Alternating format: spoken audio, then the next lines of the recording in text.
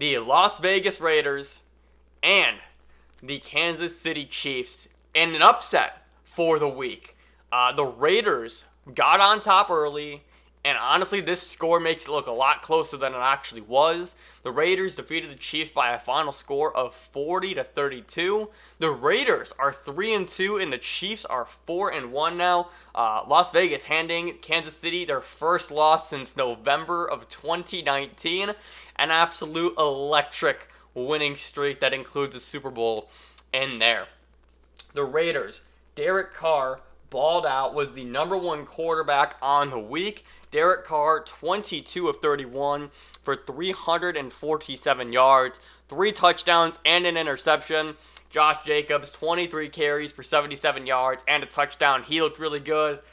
Henry Ruggs, my baby boy, back with that hamstring injury in his first game, and oh my God. Only 3 targets, caught 2 of them for 118 yards and a touchdown. He had I believe it was like let me do math here. It was like 44-yard catch in the first quarter, or it was either the first or second quarter, and then an absolute electric 74-yard touchdown in the game. Just what you expect Henry Ruggs to do, and that's send him deep. He's going to make great plays down the field, and he really was a spark plug for the Raiders offense in this game. Darren Waller came through again per usual, hauling in 5 of 7 targets for 48 yards and a touchdown. On the other side, with Kansas City, Mahomes, very, very weirdly as well, with Kansas City. Kansas City's offense, for whatever reason, they haven't started to stall in the same way as Baltimore's, but for whatever reason, it just feels a little bit different, and I'm really trying to figure out why that is the case, because Mahomes, again, did not play well. 22 of 43 for 340 yards, 3 touchdowns, 1 being a rushing score, and an interception. Like, of course I say that he didn't play well. Who was the number one quarterback on the week? I thought it was Derek Carr. It was not Derek Carr because Patrick Mahomes outplayed him, unless my numbers are just wrong. Quarterbacks? I'm sorry. Derek Carr was the number 5 quarterback on the week, not number 1. I apologize. That's my bad. But back to what I was saying here. Let me pull back up my sheet here. But back to what I was saying about the Chiefs here. Clyde Edwards-Helaire, 10 carries, 3 for 8 through the air for 80 total yards. Tyreek Hill, 6 targets, 3 receptions for 93 yards and a score. And Travis Kelce, 108 yards and a touchdown, catching 8 of 12 targets.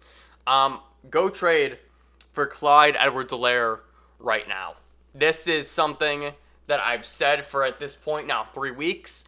And, please just do it. This goes back to what I was saying with Jonathan Taylor. The expectations for these two rookie running backs, especially Clyde, coming in on this Chiefs offense, their expectations were all the way up here. And they've played down here, which has still been fine. Again, Clyde Edwards-Helaire is currently running back 12. He has had, if you want to say week 1 versus Houston, where he had almost 20 fantasy points, he's had one great game, should I say. Everything else, though, has been 10 points, 15, and then 9 points this week. There is a window here, surprisingly, there is still a window here to go trade for Clyde Edwards-Helaire. We thought that the window would have been shut this week versus the Raiders, who have been awful against defending the running back position this year, but it just didn't materialize. So please go try and get Clyde, because the storm is coming again. I love how Clyde and Jonathan Taylor, these two rookie running backs who we were all really excited about coming into the season, they both had the same narrative right now, which is they've underperformed due to their expectations, but they're still playing great football and they're still producing for fantasy purposes, and people are disappointed by them. So please go get Clyde, go get Jonathan Taylor, and improve your running back position in your running back room for your fantasy team, because better days are ahead. And even if you are settling for 11 fantasy points every single week, that's still fine for your number 2 running back. All right. Chiefs, are we talking about anything else?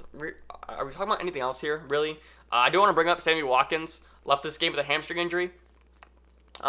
Watkins is expected to miss multiple weeks due to this injury, last time I checked. And because of that, Mecole Hardman, let's get rolling, Mecole. He increased his snap percentage yet again. He was on the field when Watkins was out. He ran more routes than Demarcus Robinson. Mecole Hardman is going to be the number 2 wide receiver during Sammy Watkins' absence, and he is a guy who should be available on your waiver wires, all things considered. He hasn't done a whole lot really over the course of the year to warrant being rostered in redraft leagues. Yes, he had 2 games with back-to-back touchdowns, but the production itself wasn't fully there. He wasn't seeing like having targets. The yardage wasn't there. It really was just touchdown or bust for him so far throughout the year. But now he's actually going to get the opportunity to continue to see an increase in snap percentage, continue to run those routes, continue to be targeted by Patrick Mahomes, and of course the deep ball. The Mecole Hardman and Tyreek Hill special is going to live on for the number 2, for the second-year wide receiver, should I say. With Tyreek Hill and Travis Kelce, you already know. I don't got to say anything else there. But I think that's going to do it for this game. All things considered, a pretty cut and dry game. Actually, I want to go back to the Raiders real quick. I really do. I want to talk about Ruggs just a little bit more. You guys know. I got to talk about my baby boy. I love him. So, I foolishly, evidently, I said I wanted to see it from Ruggs before I was confident throwing him back in my lineup. That's why I benched him during this game in Kansas City. And ironically enough, I actually almost considered pulling him into my lineup during, I think it was probably Sunday morning. It would have had to been. During Sunday morning, probably like 10 a.m., I'm just looking at it and it's like, yo, this is a game versus Kansas City. He can easily break through, and if this game gets into a shootout, Ruggs can probably score a touchdown. And I actually had that thought. I'm like, Ruggs is going to get in the end zone in this game. Like, it just makes a whole lot of sense. So, of course he does. I don't play him. And while I do think it's really cool that I've gotten a ton of messages already saying I'm putting in Fab to go get Ruggs, or I'm putting a waiver claim on Ruggs, and my response is always welcome to the club. So the only thing that I want to say about Ruggs is that he only had 3 targets, and he played 65% of snaps, like, fine. But I don't know if you can rely on Ruggs the same way that you can with some of these other rookie wide receivers like a T. Higgins, like a Justin Jefferson, simply just because the volume comparatively isn't there. But we saw what Henry Ruggs did to this offense, and that was just game-changing. Just using the speed to go deep, open things up. Carr looked good. Carr looked comfortable throwing to him deep, which is nice. It makes Derek Carr a little bit more aggressive.